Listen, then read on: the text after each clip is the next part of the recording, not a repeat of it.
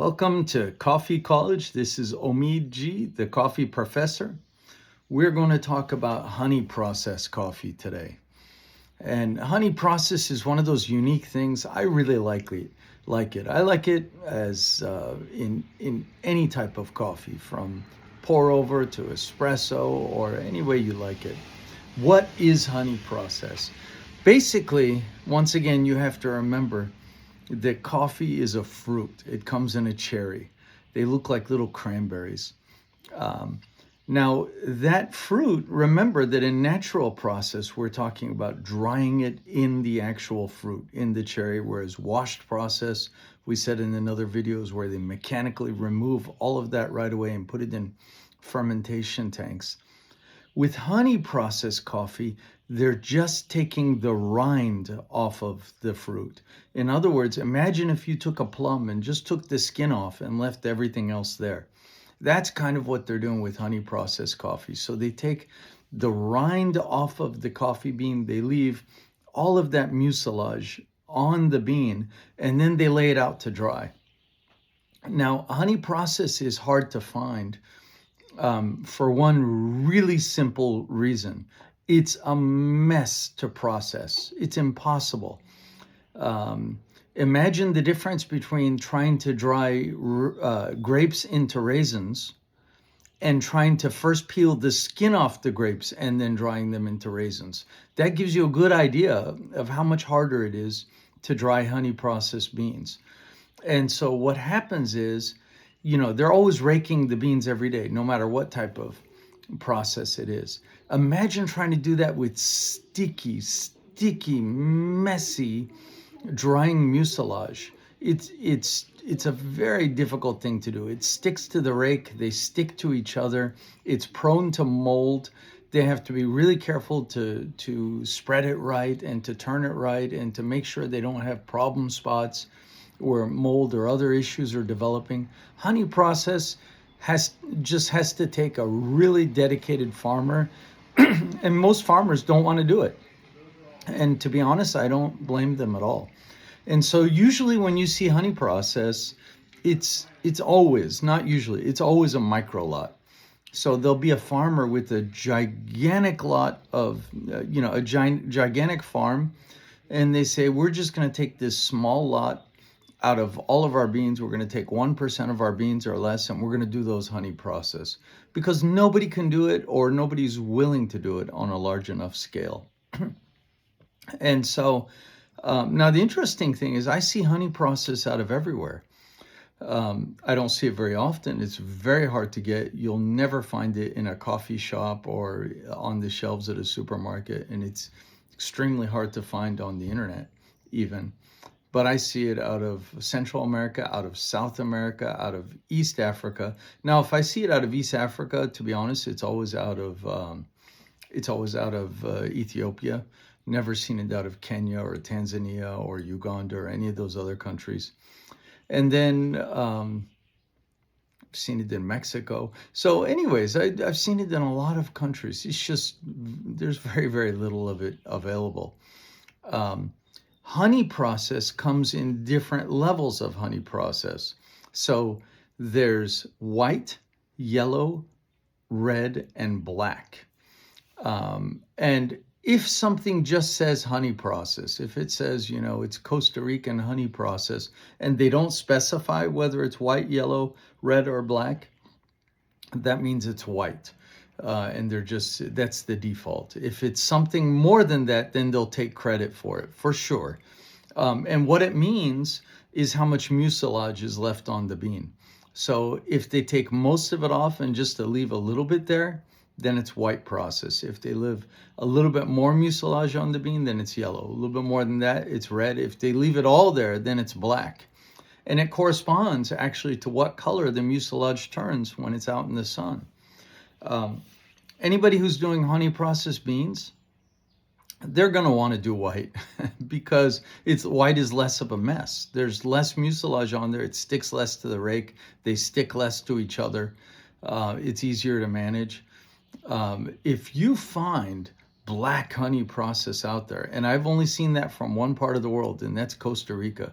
It seems like no other country is willing to go through the mess of making black honey coffee. For some reason, the Costa Ricans, they're okay with it and they're willing to put up with it. Um, if you find that, it's pretty incredible. Usually, if it's not just white honey, which again is just called honey process, then you might see yellow honey. I've seen red honey out of, well, I'm going to forget the name of the country. So it'll come to me in a second, but um, that's going to bother me. All right. So in any event, it's generally speaking, you're looking at white honey. I see yellow honey out of Mexico. And I particularly like the flavor that it brings in Mexican coffee. Mexican coffee to me is not that interesting, but when you get a yellow honey Mexican coffee, it tastes like a Snickers bar. I really like that flavor. With most other countries, it introduces sweetness.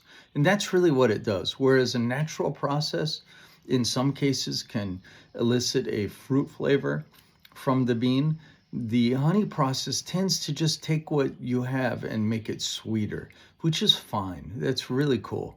And remember, it's on the parchment layer of the beans. So there's the beans, and then outside of that, there's a parchment layer, which is like a shell. And that starts off as being more permeable and then becomes less and less permeable as it dries in the sun. And so while it's more permeable, these flavors from the dried mucilage are going inside the bean and they're penetrating the bean. And whereas with natural processed beans, you'll be able to actually see on the bean that there's a layer there on the bean, and a lot of that produces chaff in the roasting process, and that layer comes off.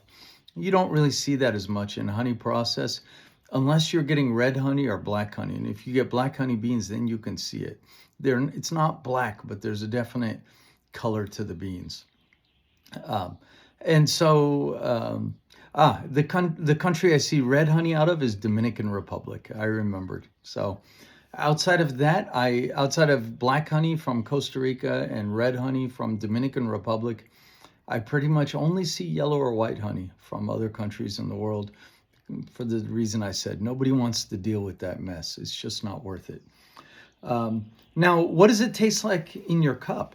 The good news is if you're doing espresso, honey process will give you lots of crema.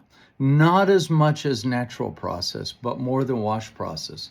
So you can think about honey process as being something in between wash process and natural process. It takes what the bean gives you naturally and it makes it more sweet. And I really appreciate that. I will only roast honey process light. In fact, don't pursue medium roast or dark roast. It's completely pointless because honey process has to be roasted a particular way. Whereas if you took the same high elevation bean, let's say a Costa Rican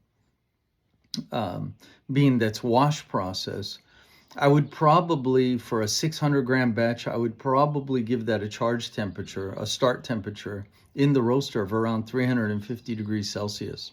Whereas with honey process, and I would continue to increase that. The larger the batch size, the more I would increase that temperature. Whereas with honey process, no matter the batch size, I will never exceed 190 degrees Celsius on the charge temperature up front. And the reason is it's easy to burn the sugars off of the bean. It has sugars on it more than any other bean that you can ever find. Honey process has sugars sitting on the bean. And what you want is you want to slowly caramelize those sugars. So you start with the low charge temperature, and towards the end, you really want to keep the rate of rise low. I don't normally get into this technical stuff, but the point is honey processed beans don't just have to be babied by the farmer. They have to be babied by the roaster too. And the roaster, if they know what they're doing, will ensure a process throughout the roast, but in particular at the beginning and the end, where the sugars are caramelizing instead of scorching and coming right off. And so if you go with too strong of a heat profile or too high of a rate of rise, or you take the beans too far past, let's say, 204 to 206 degrees centigrade maximum, you're in for trouble. You're taking a filet mignon and you're doing it extra well done. Well, just what's the point? Don't buy filet mignon, buy brisket or something. Um, so you want a baby. The farmers want a baby honey process. The roasters want a baby honey process, and then by the time it makes it to your cup, you can really enjoy it. So it's going to be light roast 100% of the time. If you ever run into medium roast or dark roast honey processed beans, just avoid it because all the sugars have been burned off. It's completely pointless. Nothing has remained from the honey process itself. It all burned off. And so all that effort by the farmers went to waste. I hope you enjoyed this account and description of honey processed beans. I hope you've developed an appreciation for it. If you like the idea of sweet coffee without having added sugar yet, then this might be the thing for you. It'll add that added sweet taste, and I think it's really cool, and it'll just enhance the origin and the origin flavors, the flavors that are true to that origin for that bean and make it sweeter. So it's something you got to experiment with and definitely try. If you like this video, please like, share, subscribe, and comment. I'm Omid G, the coffee professor, and this is Coffee College. And bye for now. We'll see you next time.